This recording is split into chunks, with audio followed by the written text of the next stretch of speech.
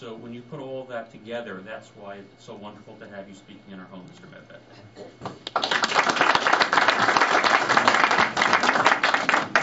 And I assume that Joe is Yosef really.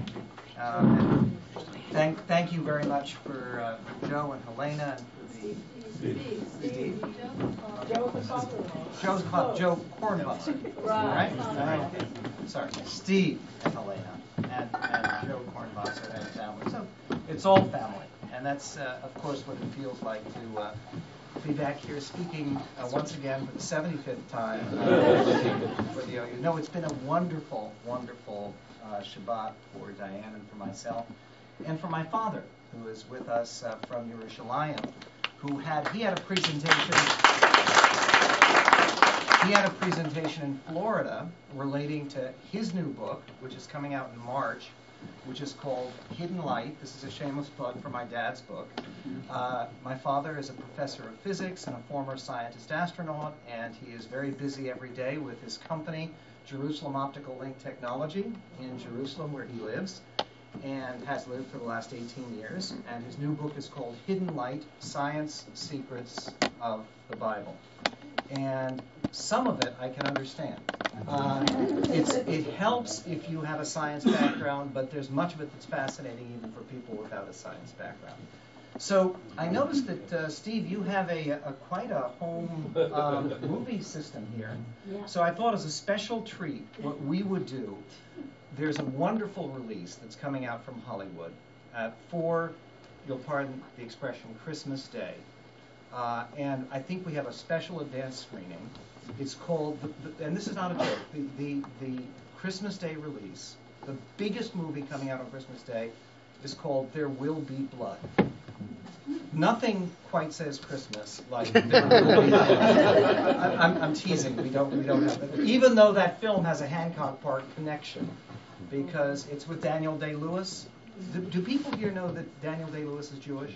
No. Oh, yeah. His grandfather was a Rav in Lithuania before the war, and on his mother's side. So he's taka Jewish, but right.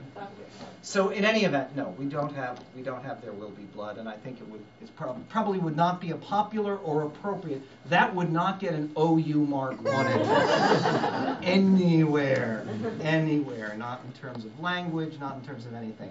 But it is peculiar, isn't it? That you think about it, there's this gigantic industry that has been so successful, that involves so many clever people, including people who lived in this house immediately before the Ustads, right? And this industry has the idea that the way that you're going to appeal to people on the most festive of all Gentile holidays is with There Will Be Blood. I remember when I wrote my book, Hollywood versus America, which was 1991, I actually wrote the book. The Christmas Day release in 1991, big release, was Hoffa, starring Jack Nicholson and Danny DeVito. Another feel-good movie that just is full of the Christmas spirit. Begins and keeps cutting back to the murder of Jimmy Hoffa. So what is going on here? And the question about this is directly relevant to the people in this room and to all the wonderful people who support the OU. And let me tell you why. Because there is no business on earth that is so commonly and universally associated with the Jewish people, with Klal Yisrael, like it or not, as the entertainment industry.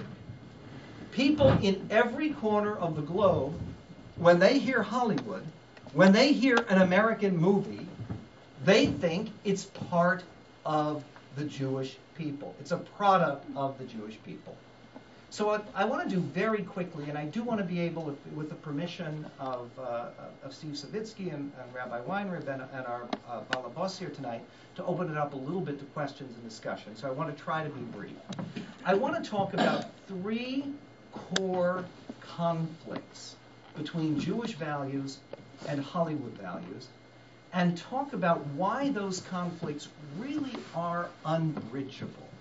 And why a lot of the people who keep expecting that sometime somebody's going to make a great Jewish movie that's going to bring all kinds of people to Torah, you know, there have been nice Jewish movies from time to time, but almost always when those hopes are raised, I know people were so excited when Steven Spielberg was making Munich.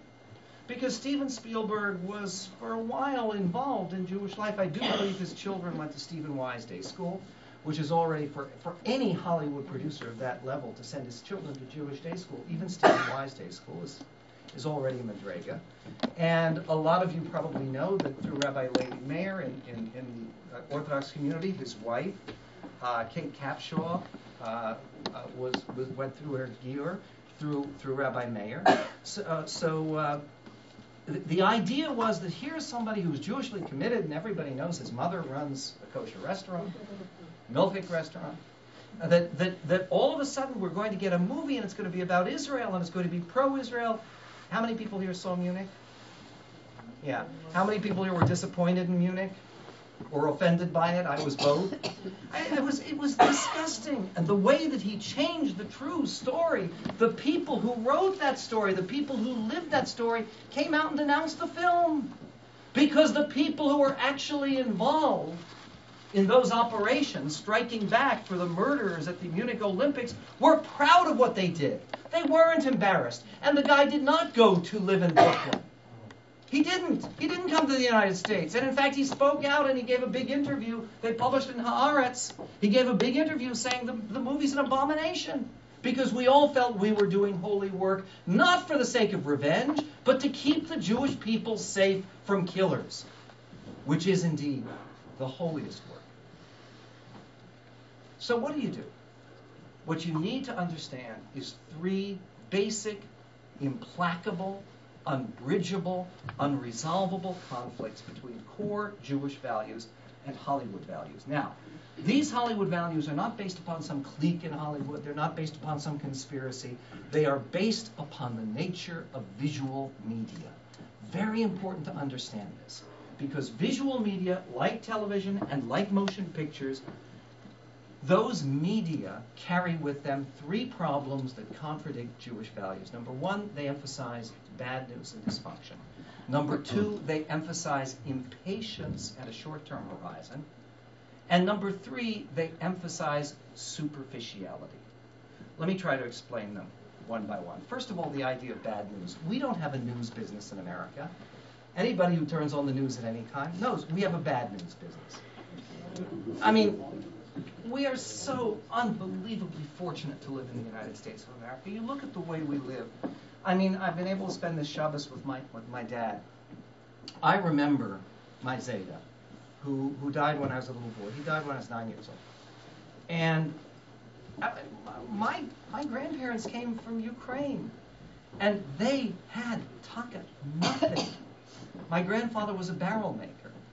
And my dad, through his own incredibly hard work and his own incredibly good mind, was able to win a scholarship, competitive scholarship to the University of Pennsylvania. And went on to have the career and to raise 4 boys and to be the amazing person that my dad is. This is an American story. How often do you see stories of positive family progress ever portrayed? If the TV shows about family are like that new TV show, which thank God the writer's strike has killed it for a while. You know, again, anybody here feel like your life has been bereft because of the writer's strike? I mean, please. You know, is America lacking? Oh my goodness. I'm thinking of the show Sexy Dirty Money. You know, which is supposed to be a family saga. Family sagas in Hollywood are always negative and corrupt and horrible. In the real life, in the real America, family sagas, like those probably in most of the families in this room, are inspiring, are incredible, are amazing.